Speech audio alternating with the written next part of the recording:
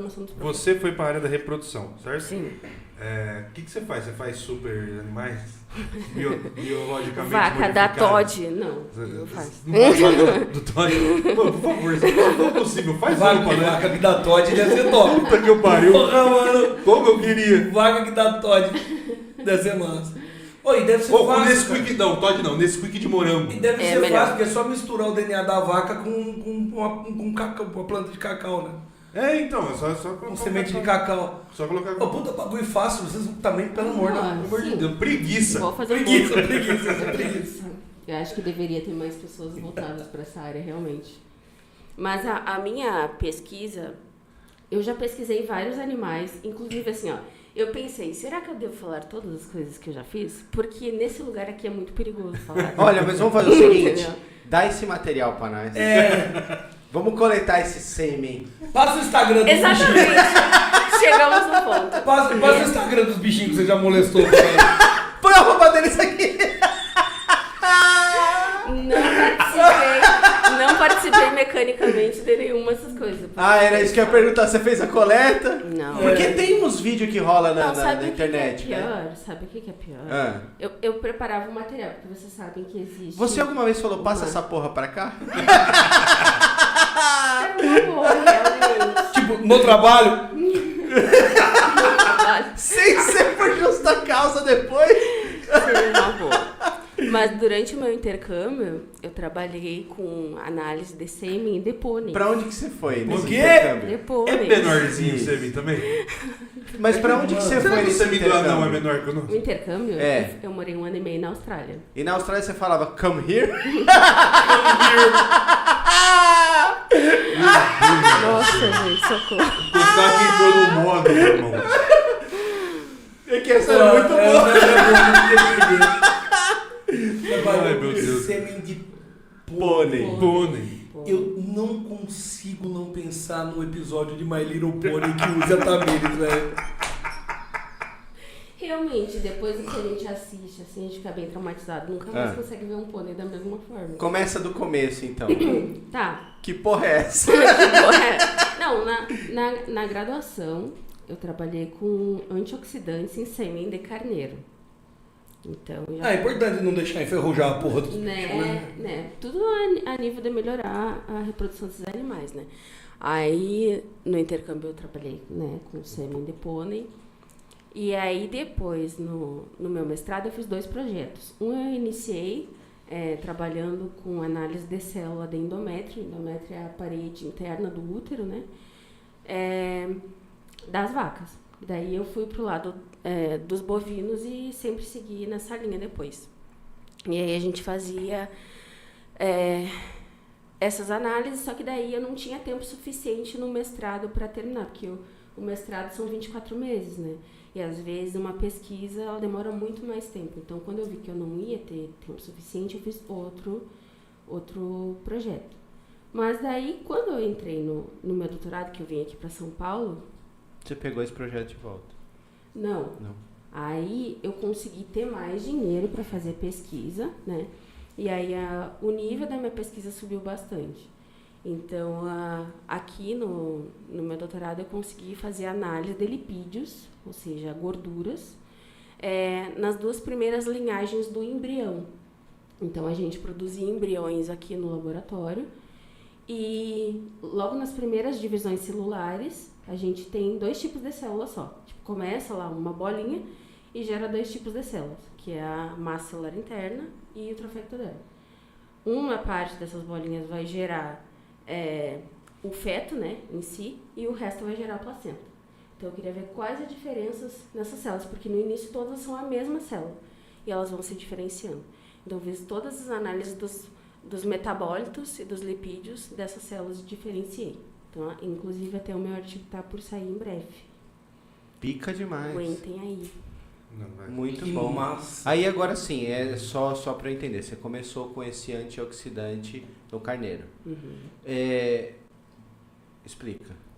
É que assim, a ideia de melhorar a reprodução dos animais, né, é gerar mais carne no final, ou melhorar a reprodução.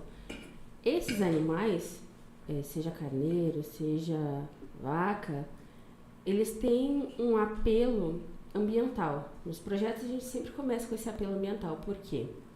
Porque é melhor tu melhorar a atividade reprodutiva deles do que colocar mais animais no campo. Usar mais campo. Porque a gente tem essa ideia de que os animais precisam de um local muito grande, né, para viver, um campo muito grande para se alimentar e tal.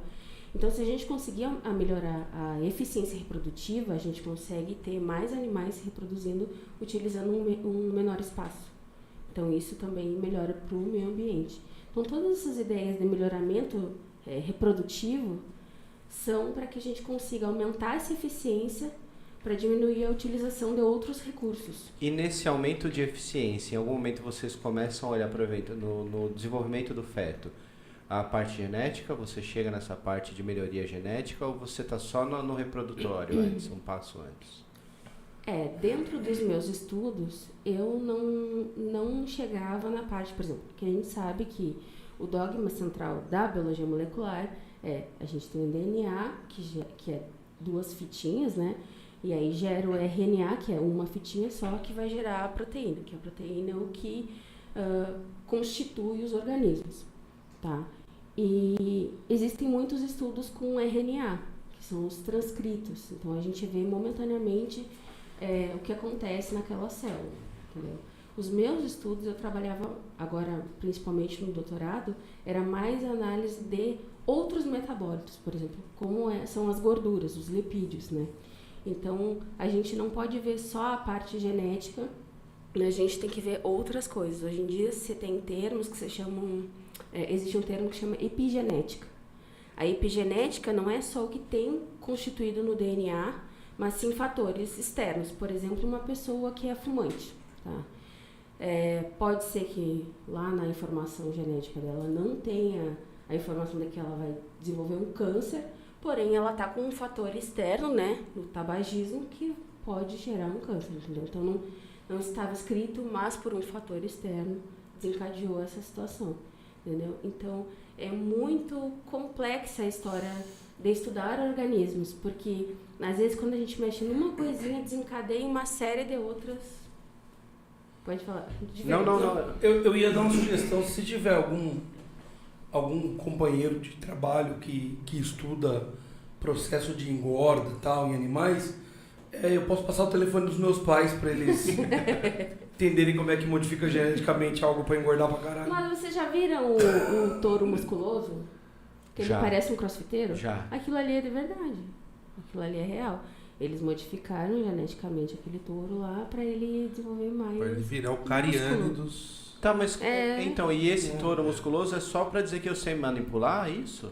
Não, qual que é o objetivo desse touro? Porque Mano, todo músculo é carne, mano. Exatamente. Mas é duro o músculo. Não é? Não. Depende do músculo. Então, eu vou comer uma picanha de um boi desse daí e o bagulho... É picanha, Não, irmão. picanha A normal. picanha vai ser picanha normal. O colchão que o que muda na carne é Então, mas vai ter mais fibra, vai ser mais difícil de mastigar. Não, o tamanho do músculo, as fibras são as mesmas. A densidade da fibra mesmo. Valeu, vai bebê. mudar por exemplo, no boi depende se tem área de contato. É que nem carne do dianteiro e do traseiro, onde tem mais atrito, onde ele usa mais, aí é mais duro. Mas, por exemplo, tipo, bunda do boi não é duro, entendeu? Entendi. Ela precisa fazer mais leg press. Precisa. Ela lembrou de algum ex-namorado, ela falou isso. Ela lembrou de algum ex-namorado. Tenho certeza. Não tem ex-namorado. Eu tô há 14 anos com meu noivo. Então eu nem lembro se eu tive esses ex-namorados. E é interessante não lembrar, né? Agora, depois dessa, é melhor você não lembrar. É melhor a gente cortar o assunto vamos fazer o seguinte. Conta um pouco mais desse livro que você trouxe pra nós aqui. Então, esse livro aqui fala sobre as 50 mulheres cientistas que mudaram a história do mundo, né? Então, esse livro aqui, inclusive, já foi tema de um mini curso que eu dei lá no UFBC, porque ao longo da história, quem tem o poder é que conta a história, né? Então, existem muitas histórias dessas mulheres cientistas aqui que foram simplesmente esquecidas. Então, acho que é sempre bom a gente lembrar desse lado em que não foram... o homem construiu isso, o homem fez aquilo. Existiram muitas mulheres muito inteligentes que também fazem parte da criação do conhecimento. Então, a gente começa aqui... A primeira mulher que aparece aqui é a Hipátia. Ela era uma matemática, filósofa, e ela foi brilhante, assim, nas ideias que ela teve, só que, inclusive coisas que acontecem ainda hoje, ela sofreu perseguição por um grupo de cristãos extremistas, e ela foi assassinada. Ela era do Oriente Médio, não? Ela era egípcia.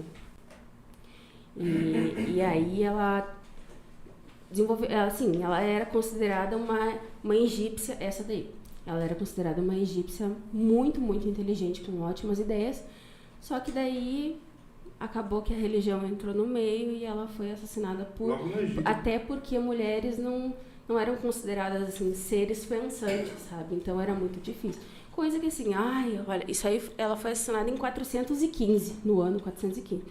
E a gente, infelizmente, vê que hoje em dia ainda é muito difícil se mostrar como uma cientista inteligente. Eu, por exemplo, tenho a minha aparência, eu tenho tatuagem, tenho piercing, eu sou mulher. Então, para eu conseguir demonstrar que eu sou inteligente, ainda é um desafio em 2024.